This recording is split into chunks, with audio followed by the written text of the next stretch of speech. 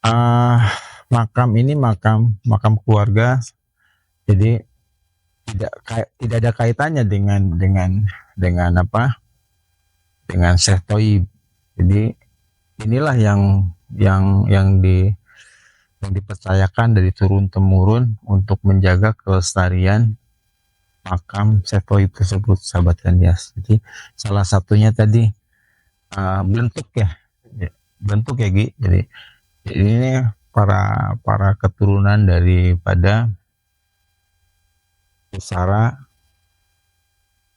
makam Belentuk bin apa tadi, bin Repet, seperti itu.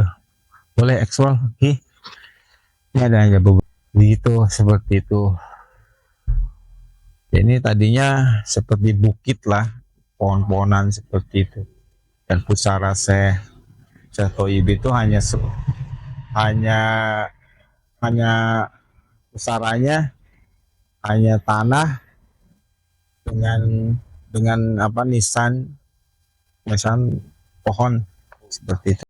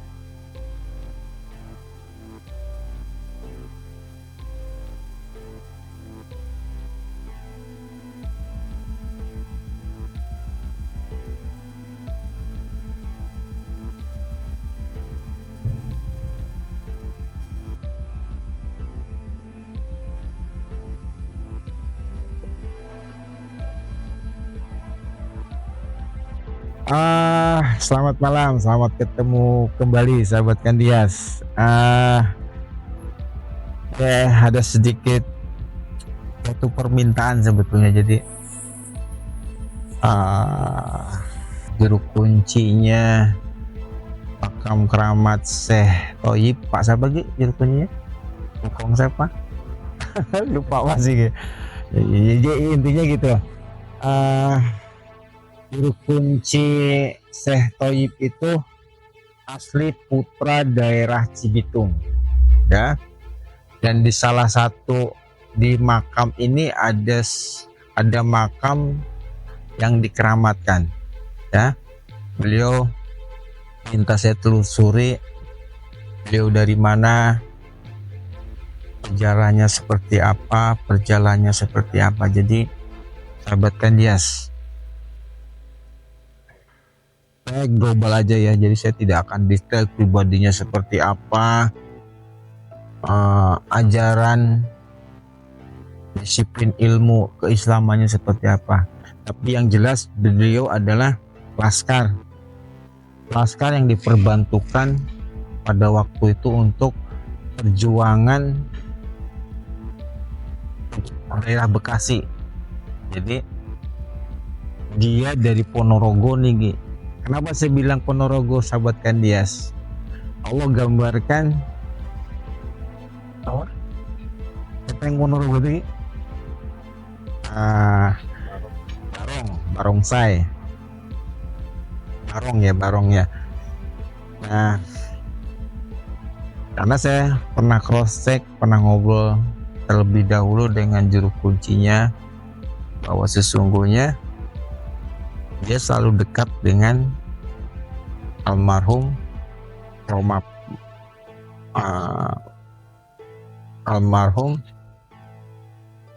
Bung Karno ya Gi ya.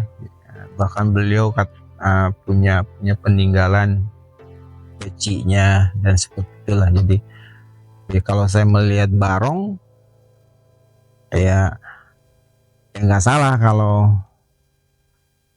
bagian Meraba ini dari Blitar, karena emang Blitar berdekatan dengan Ponorogo gitu. Jadi beliau laskar rakyat, diperbantukan berjuang di daerah Bekasi.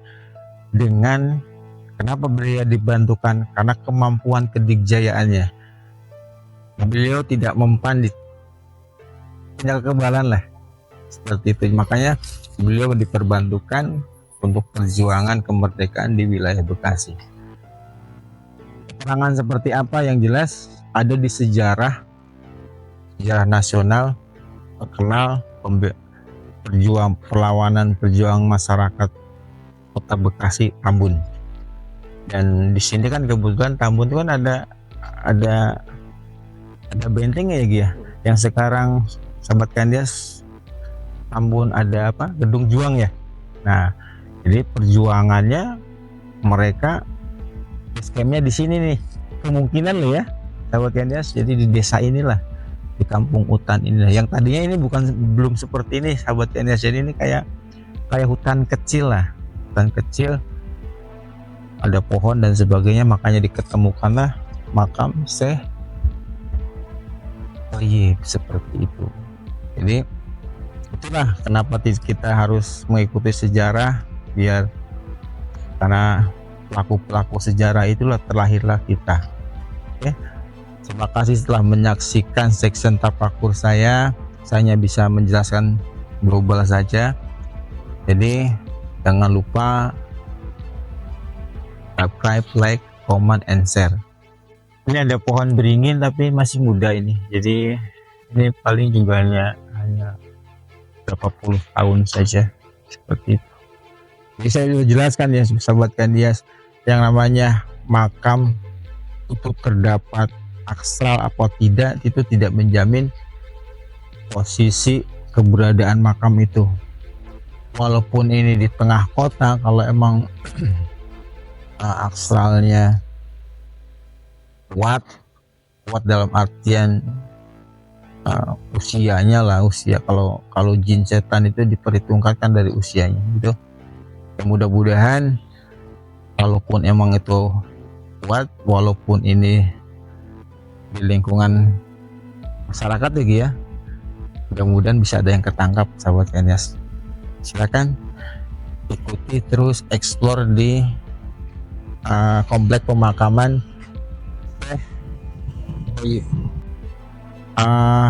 makam ini makam keluarga. Jadi tidak ada kaitannya dengan apa, dengan Syekh Thayyib. Jadi inilah yang dipercayakan dari turun temurun untuk menjaga kelestarian makam Syekh Thayyib tersebut, sahabat Gandias. Jadi salah satunya tadi bentuk ya, bentuk ya Gi. Jadi ini para keturunan daripada pusara makam Blentik bin apa tadi? Bin Lepet, seperti itu. Boleh eksplor Gi. Ini ada beberapa makam.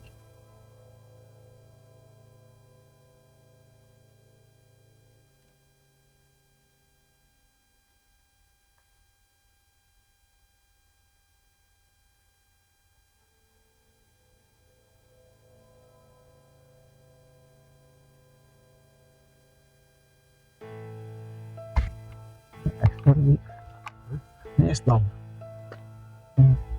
Kalau ini sahabat Gandias, jadi ini pemakaman umumnya, jadi dibatasi oleh apa, dinding ini. Jadi dari Syekh Thayyib ke makam apa namanya umum itu dipisah, jadi tidak disatukan.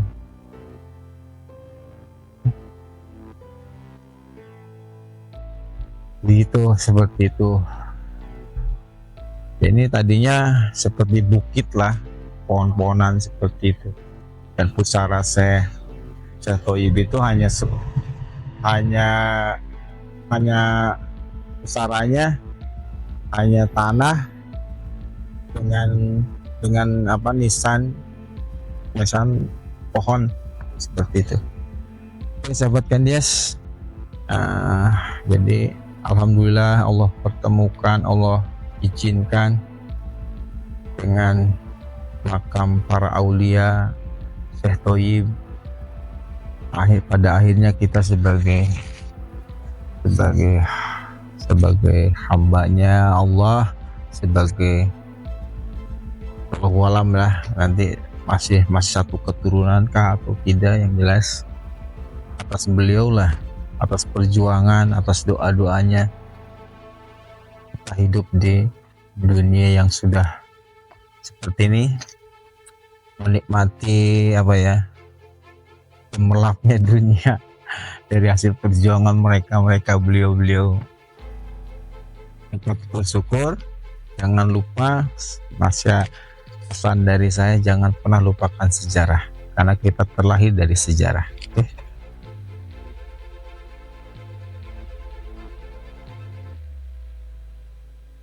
Ini bin Sanib. Jadi sahabat Gandias, ini betul-betul putra almarhum, putra daerah nih, kalau boleh dikatakan Betawi Bekasi lagi ya. Nah, seperti itu, luar biasa.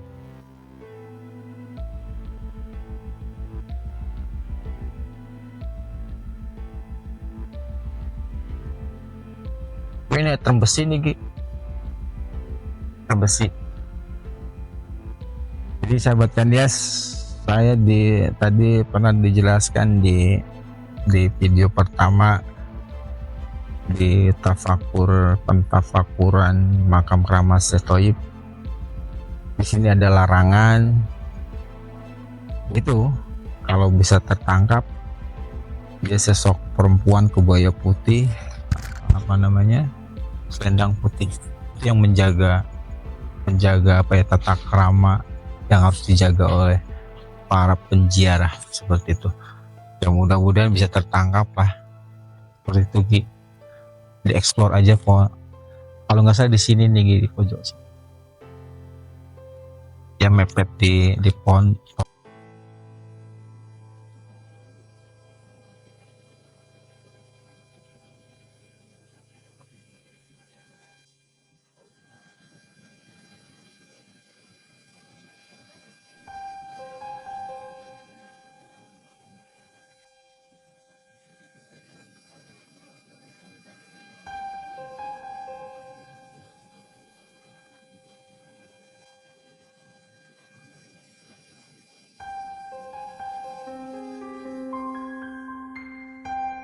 Jadi pejuang-pejuang Betawi sendiri bukan hanya si Pitung saja sahabat Kandias. Jadi banyak pitung-pitung lain sebetulnya. Kita harus bangga, para pejuang Indonesia itu luar biasa. Mati satu tumbuh seribu dengan peribahasa itu, saya yakin itu. Jadi dia terlahir karena doa, karena teraniaya. Itulah kehebatannya, kekuatannya Islam. Semakin dia dihabiskan, semakin dia ditindas, makin kuat juga bantuan dan pertolongan Allah.